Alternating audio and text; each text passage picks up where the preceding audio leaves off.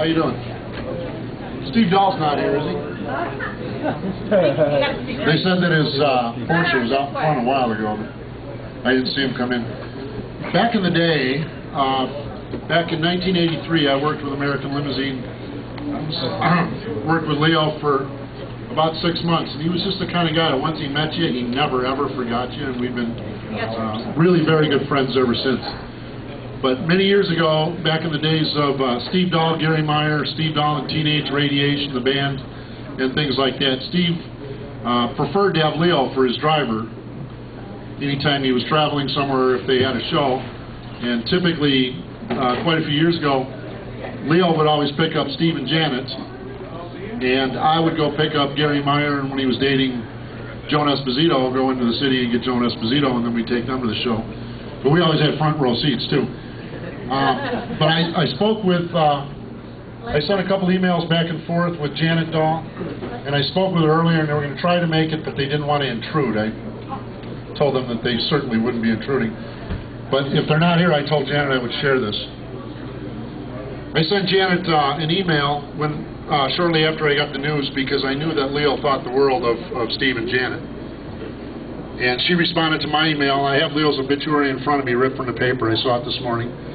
Checked out the guest book online. I showed Steve, and he was freaked out. 50 years old. He was a dear soul. I don't know if he ever told you the story, but he sends me roses every birthday for more than 20 years. I think I shared the day with someone in his family, so he remembered. He never called. We never spoke or kept in touch. I just received the roses signed Leo. I've always been so touched and blessed by his kindness. Steve always joked, scribbled out Leo's name and wrote in his name. I saw that he was being celebrated at Blueberry Hill Friday night. I thought about stopping by, but I certainly didn't want to intrude. After all, we were not meshed friends, just cosmetically connected. And then she goes on to ask if I could give her some information on what happened. And when I met Leo, he was footloose and single. I think that he knew that I had never been in a limo, even when I got married. I was so tickled to be uptown. He was adorable, like a big teddy bear. Man, 50 is way too young. Janet Dahl.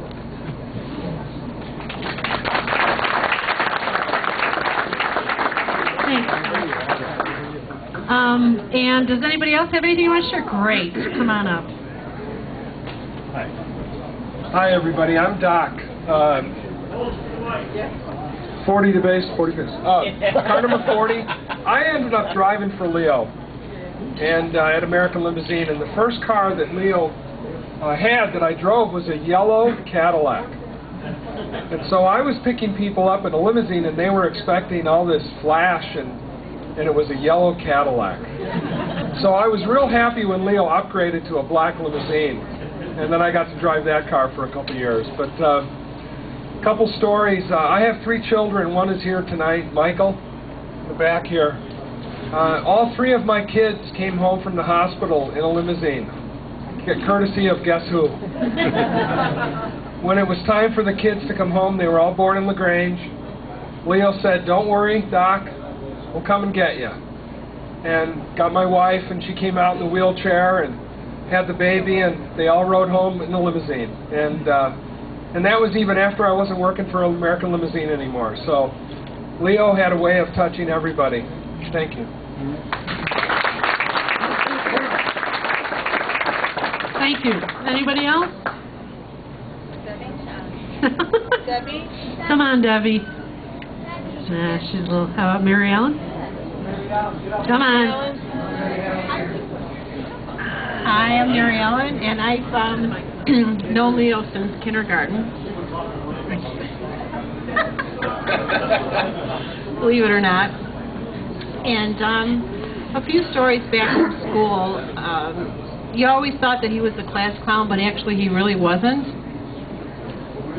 The teachers appreciated him because he was the only one that could get the class to settle down. And after not seeing him for many years, and when I moved into the apartment in Brookfield, I met Bobby, his wife. And she's like, "You have to meet my husband, Leo." I'm like, okay. So we're sitting outside waiting for Leo to get home, not knowing who Leo really was. Leo comes home, and I'm like, "Leo!" He's like, "Mare, And then we're hugging each other, and Bobby's like, "You two know each other?" But anyway, I was privileged to have Leo in my life. He was a very good friend. He was very generous to myself and to my family, my nieces and nephews, and my son and my grandson. And he will truly, truly be missed, but we all know that he touched every one of us in our lives. And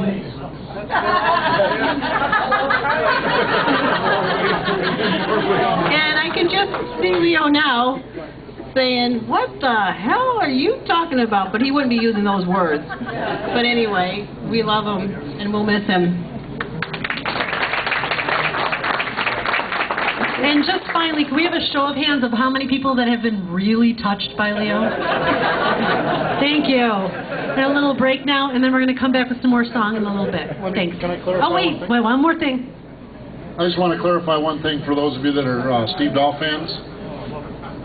After the roses were delivered every year, Steve would usually rant and rave on the radio about the stalker sending his wife flowers. That was Leo.